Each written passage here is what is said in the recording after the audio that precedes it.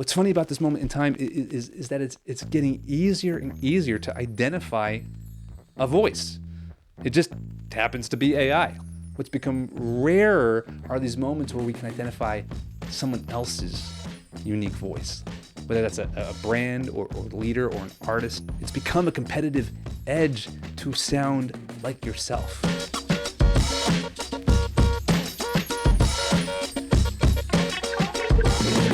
Welcome to Reculture. This is a podcast about better messages that don't just tell us what to react to, but help us understand where we are. Messages that don't just pull us in or grab our attention, but point us somewhere. Because whether we are navigating a brand or a team or a family or even just the world around us, which is a lot, we are all living inside these stories, whether we've chosen them or not. And the real question is how we navigate the story we are becoming.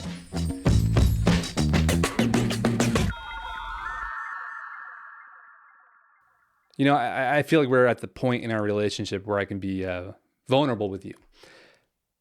I've had a very traumatic relationship with 90s Disney movies. I remember getting the flu when I was 5 and seeing Beauty and the Beast for the first time and throwing up all over my parents' brand new Isuzu Trooper. I remember being super unsure of what exactly was happening to my insides the first time I saw Jessica Rabbit. But I think the earliest memory I have is seeing the Little Mermaid in the theater for some kid's birthday party. And I am not ashamed to say this. I was pretty frightened of Ursula, the villain, the sea witch, right? Pretty freaked out. But as an adult, I think she's actually even scarier now because as a grown-up, I realize she represents one of the most vile things you can do to a person.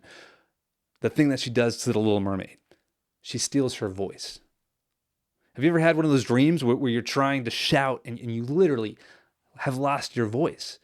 If you're navigating anything, a brand, a team, a family, a community, you know those moments where you have to find your voice. You have to know where it sits and what it believes. You understand there's a difference between people just hearing you and listening to you. You know, one thing I've noticed lately is how much we've all been using AI to help us with this very thing. Like, these tools are incredibly helpful, especially, when we're trying to write that email to that teacher or like a co-parent, and we don't want to come off as too weak or confusing, or maybe we're really upset and we just really don't want to come off like a jerk. Like, a lot of people say AI, well, it can't do empathy very well. I actually think AI is really great at least simulating empathy. Because it could feel like magic, right? Like we suddenly sound way more cool, way more professional than we actually are. It could turn like, hey, Mrs. So-and-so, why is my kid being bullied? What the bleepity bleep is going on in your classroom? And I'm going to come down there all of a sudden to, hi, Mrs. So-and-so. I wanted to check in on some ongoing peer interactions that my child is finding upsetting. It does a really good job of de-escalating conflict.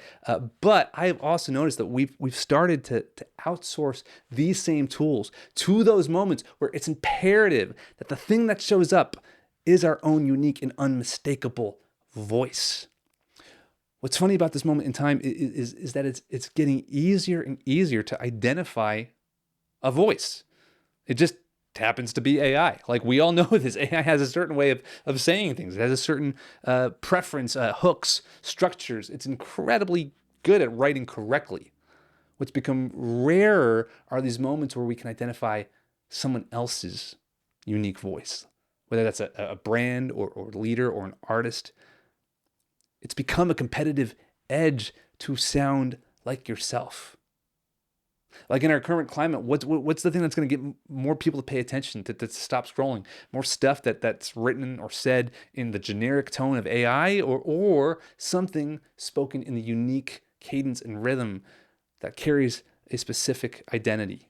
I think if you had to pick one skill to cultivate here, it'd be courage. I like the old 1930s way of saying it, nerve. If I only had the nerve.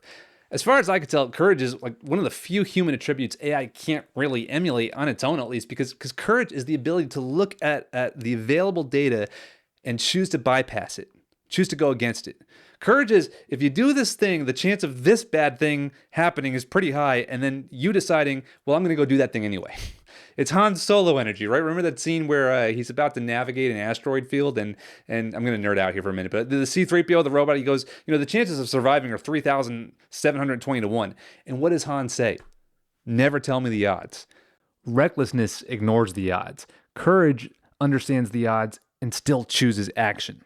Courage is strategic foolishness.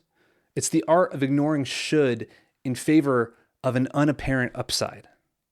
So when it comes to our voice, courage may be purposely choosing to say something in a way that doesn't default to the most simple or the most punchy or grammatically correct even. It may be choosing to meander a bit or inject your own, sense of humor.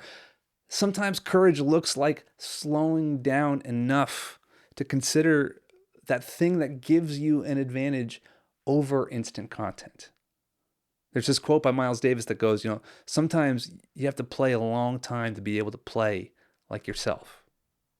It's true we live in a culture that rewards efficiency, but equally true is the less sexy reality that the thing that gets rewarded is the thing we give the most attention to, the thing that isn't starved or shortcutted.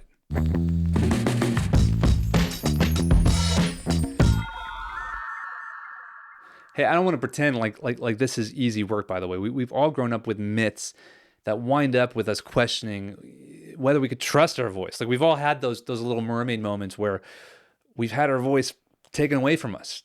And the thing is, in real life, those enemies aren't as easy to identify as a giant purple sea witch floating around the ocean. And most of the time, nobody steals your voice. You just get handed a script that works faster, and you read it. And then you're kind of left trying to figure out what you actually want to say in the first place. You're familiar with battle rapping, right? Two people step into the ring. Usually they have some beef with each other, or at least they're acting that way. This is Drake versus Kendrick. And they tear each other apart. Like the most savage rap wins. Well, okay. A while back, my creative studio, Reculture, we did this project for U.S. schools. They really wanted to answer this simple question: why is kindness harder than hate? So we came up with this idea, and we were not very sure this was going to work. But the idea is that we would go into the school and we'd find some real life middle schoolers who were bullying and beefing with each other in one way or another. And we would stage a battle rapping contest between them. And they loved this idea, by the way. We took these kids on a field trip to a real life studio, and we gave them very few rules. You couldn't swear, you couldn't say anything explicit, but we basically more or less let them go to town on each other. And then we flipped the script. We told them that if they wanted to win the grand prize, $100 gift card to Chipotle, because that's like gold to a middle schooler, by the way, you had to freestyle a rap that builds your opponent up versus tear them down. We called it, wait for it, rattle babbing, because reverse battle rapping. Okay. But you'll hear it. They don't know how to sound anymore. Being kind is easy, right? Bro, yeah. You got nice pants. I like the way they fit. What? Hey man, what happened? Like you? Oh, hold on. Do you think you can do better? I got a freestyle, but I gotta be nice to you. Yeah. They try, but they struggle.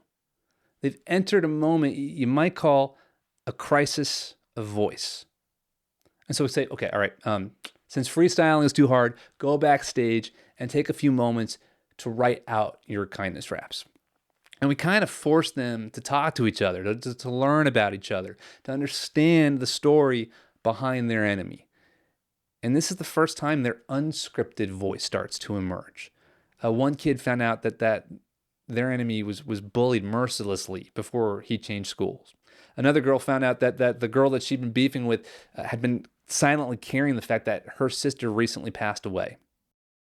I've found that often our default voice has something to prove. But when our genuine voice shows up, it has something to give. I know you lost someone really close, but there's others to get close to. Just know that there are others that are here for you. I know you might want to cry, but this is your time to shine.